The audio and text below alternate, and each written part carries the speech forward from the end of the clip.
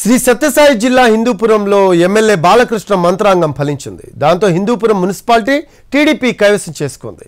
మొత్తం 38 మంది కౌన్సిలర్లకు గాను 11 మంది వైసీపీ సభ్యులు టీడీపీలో జాయిన్ అయ్యారు. దాంతో 20 మందికి చేరింది టీడీపీ సంఖ్యాబలం. వైసీపీ చేరికతో హిందూపురం మున్సిపాలిటీ టీడీపీ కైవసం చేసుకుంది. తన పదవికి రాజీనామా చేశారు మున్సిపల్ చైర్పర్సన్ ఇంద్రజ.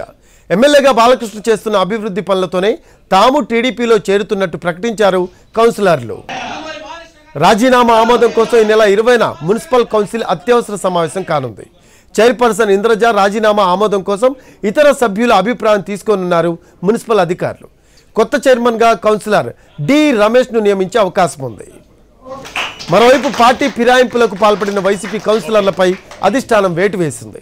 11 మంది వైసీపీ కౌన్సిలర్లను సస్పెండ్ చేస్తూ అధిష్టానం నిర్ణయం తీసుకుంది. ఈ మేరకు ప్రకటన విడుదల చేసింది.